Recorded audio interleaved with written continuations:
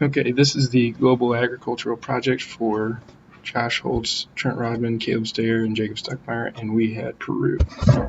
So first of all, starting off on the geography and climate, we can see that Peru's geography is very diverse, but can be broken down into three main sectors. The coastal plains in the west, the rugged mountains in the center, and the lowland jungle to the east. Now, due to its location on the equator, Peru only has two seasons that vary depending on where you are in the country. Now, on the coast, winter lasts from April to October, and the summer goes from November to March. In highlands, it's just the opposite. The summer is from April to October, and the winter is from November to March. Now, when both the geography and climate are considered, a picture Peruvian agriculture is painted around November to March on the coast, and April to October in the highlands. When we look specifically at Peruvian livestock production, we can see that it's divided into two main types, native and exotic. Now, native productions are the ones located originally in Peru, the camelids, the llamas, alpacas, and vicuñas, as well as guinea pigs.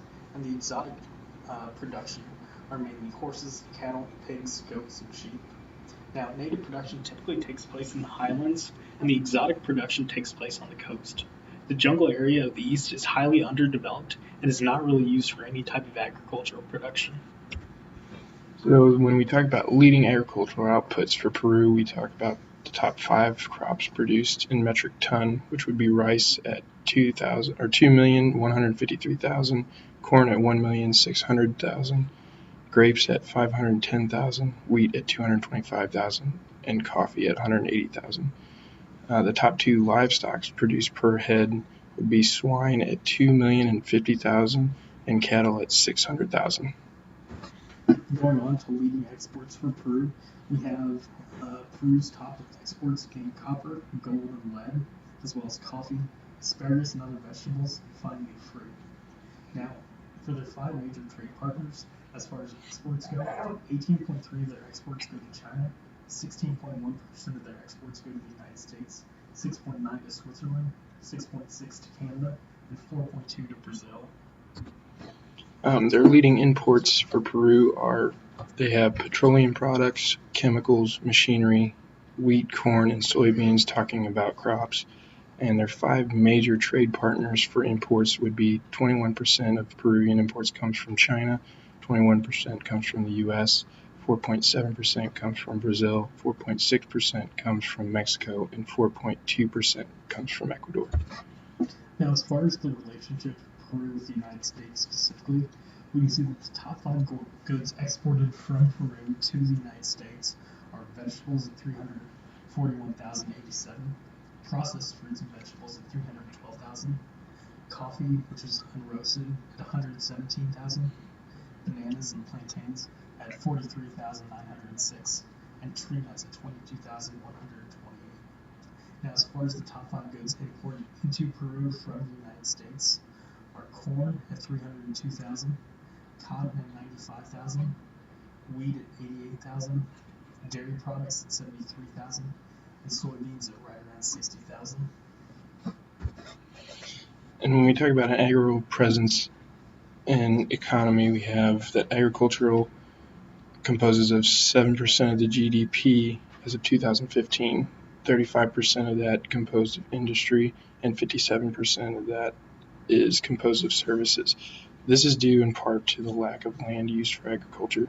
18.8% of the total land mass used, and 3.1% of that is arable, 1.1% of it is permanent crops, and 14.6% of that is permanent pasture. Although agricultural make up such a small portion of the economy, 25.8% of the labor force is involved in it.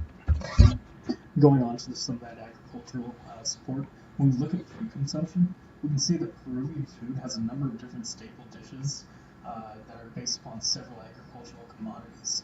Potatoes, corns, and beans are the most commonly consumed crops in Peru, while livestock consumption includes beef, pork, chicken, as well as more exotic or traditional animals like llamas or guinea pigs.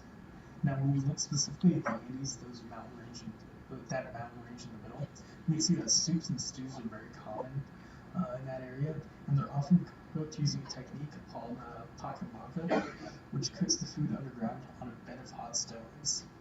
When we look specifically at a single commodity, in this case potatoes, we can see that the U.S.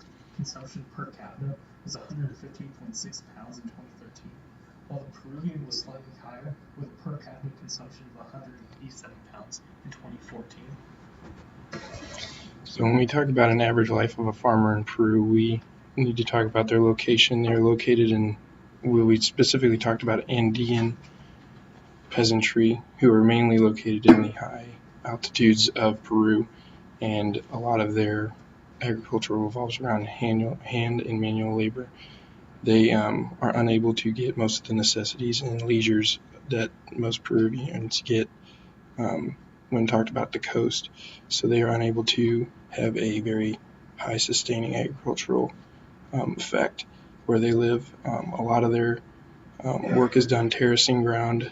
They trying to use that as an irrigation system and also to keep erosion away, so they keep the good high nutrient-based soils to their advantage. They do a lot of their labor is based on volunteer. They do not have the income necessarily to pay those people. So what they do is at the end of the harvest, the people that help out in harvest get a portion of the crops harvested. That's pretty much it. Yeah, so at the end, if you just take a look at the resources, you'll see that most of them are from the government, like the USDA and other affiliated sources. Thank you.